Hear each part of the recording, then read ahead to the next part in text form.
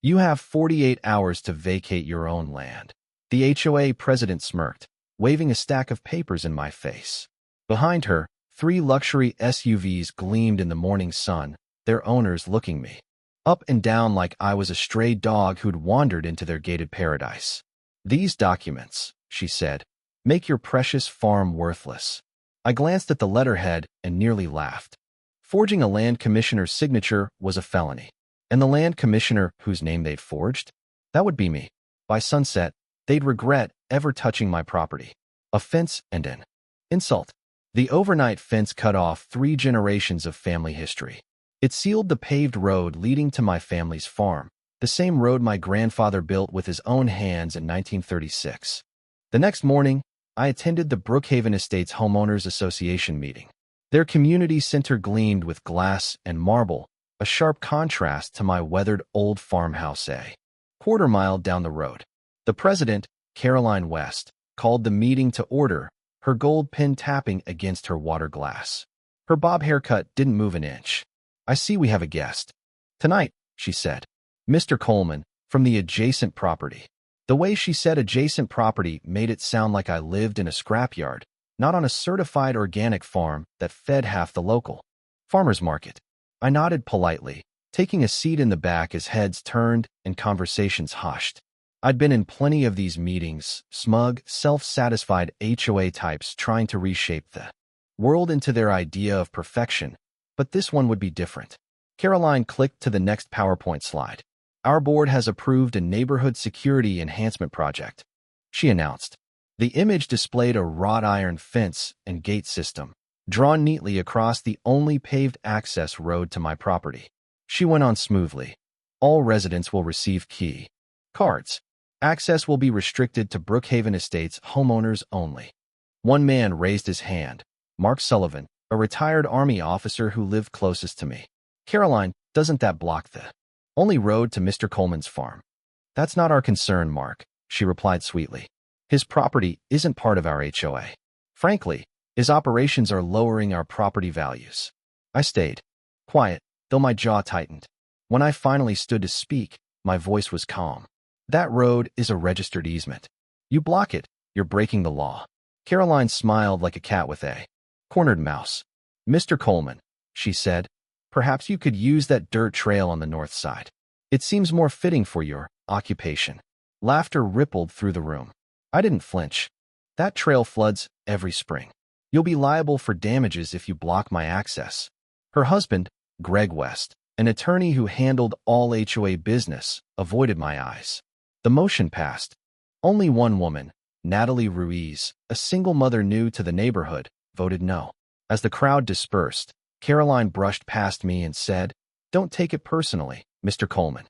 You're just a farmer, after all." I smiled faintly. "We'll see about that." Outside, I called my deputy director. "Allison, it's happening. Time to activate Plan B." The farmer, who was also the land director. Most people didn't know I had 2 jobs.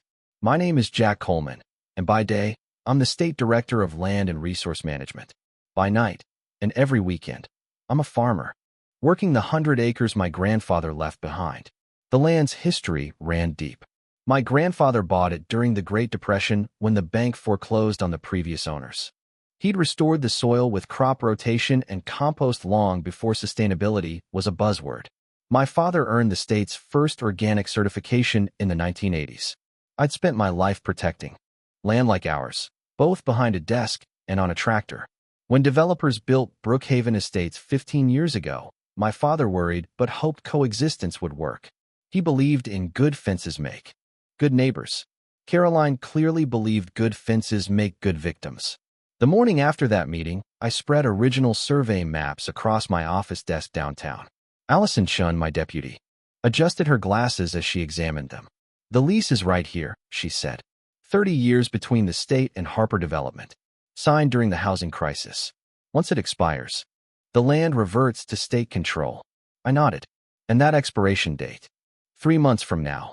We both knew what that meant. Worse still, the developer, Victor Harper, had never told homeowners their properties were built on leased state land. He'd sold them houses as if they owned the soil outright. And the so-called fence project?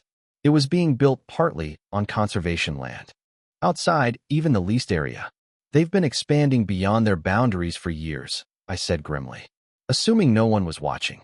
Well, Allison said, someone's watching now. The fence, the fraud, and the footage. That night, Natalie texted me a video. Thought you'd want to see this. It showed Caroline and developer Victor Harper at an upscale restaurant, clinking wine glasses. The fence is just the beginning, Victor said. Once he's out, we'll start on Harper luxury villas. The profit margins will be astronomical. Caroline leaned closer. And the lease renewal? I've got friends in the governor's office, Victor said with a smirk. We'll fabricate the paperwork if we have to. That was all I needed. I sent the footage to Allison. Add this to our evidence file. And tell the governor's office to verify the lease, quietly. 2 days later, construction began. Trucks stamped with Harper Development logos rolled in. Workers set posts right on the edge of my property. Caroline showed up in a white designer coat and 4-inch heels, pretending to supervise. When she caught me taking photos, she laughed. Don't mind him, she told a worker. He's harmless. She had no idea I was documenting everything. Each GPS coordinate, each post, each inch of encroachment. Natalie filmed from her second-story window, capturing the entire site. Their arrogance becomes my evidence. That evening, Natalie told me Victor was hosting an exclusive investor meeting for his luxury villas. She volunteered to attend undercover as a prospective buyer. The next day, she sent me the footage. Victor stood before investors, grinning like a man who owned the world. We have assurances the current owner won't be a problem. He's just a farmer, he said, drawing laughter. We'll force a sale within 60 days. Zoning's already handled. He then admitted, on camera, that the HOA's harassment was deliberate. By the time we're done, he'll beg to sell at half price. It was the smoking gun. That night, I stood at my fence line, watching the sunset bleed across my fields. My phone buzzed. Allison again. The governor's. Confirmed everything. Lease expires in 90 days. No renewals filed. Perfect, I said. We wait for court. Courtroom reckoning. When the lawsuit hit my mailbox, a thick packet accusing me of zoning violations and property devaluation, I almost admired their audacity.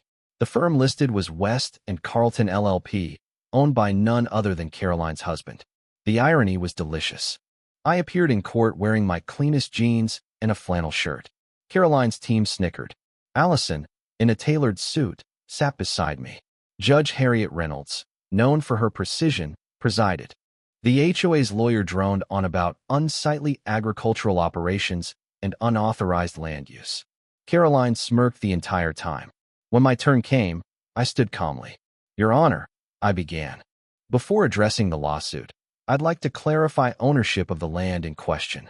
I handed her the state's original survey maps and lease agreements. This fence wasn't built on HOA property. It was built on state conservation land. Judge Reynolds frowned. Are these official documents? Yes, Your Honor, I said, producing my credentials. I can authenticate them as the current state Director of Land and Resource Management. The courtroom erupted. Caroline's jaw literally dropped. And, I continued, the entire Brookhaven Estates community sits on leased state land due to revert to public control in 90 days. I played Natalie's video showing Victor and Caroline conspiring to falsify lease renewals and harass me into selling. Your Honor, I said, this isn't a neighborhood dispute. It's organized fraud. Judge Reynolds reviewed the documents in silence, her brow furrowing deeper with each page. Finally, she ruled, I'm issuing an injunction. The fence must be removed within 48 hours. This case is suspended pending a criminal investigation into land fraud and illegal construction on state property. Caroline turned pale. Victor tried to slip out, but 2 state investigators Allison had arranged blocked the exit. Justice had arrived. The fall and the rebuilding. Within days, news spread like wildfire. A packed emergency HOA meeting followed, chaos erupting as homeowners demanded answers. Greg stood before the crowd, visibly shaken. Brookhaven Estates, he admitted, was built on state-leased land. My wife and Mr. Harper concealed it from all of us. When Mark Sullivan stood and said, we fenced out the man who actually owns the land, the room went dead silent. Caroline sat in the corner, stunned and small. Victor was arrested for fraud. Greg resigned from his firm and began volunteering his legal expertise to help homeowners navigate what came next. Natalie was hailed as a hero for exposing the conspiracy. 3 weeks later, Caroline appeared at my farmhouse door, muddy, exhausted, and unrecognizable. "I came to apologize," she said softly, "and to ask, is there any way to save their homes?" "There is," I said, "if you're willing to help me fix what you broke." A new beginning. The next day, I met with Governor James Harrington to present a solution. The Brookhaven Community Land Trust, a model where residents could keep their homes while the land remained under state stewardship. A portion of the development would be converted into an agricultural education center open to schools and the public. This could be a model for the entire state, the governor said, shaking my hand. At the following HOA meeting, Caroline, true to her word, resigned publicly. "I allowed greed to blind me," she told the stunned room. "I hope this community can rebuild on honesty and cooperation." She stepped down to scattered, tentative applause. 6 months later, the transformation was complete.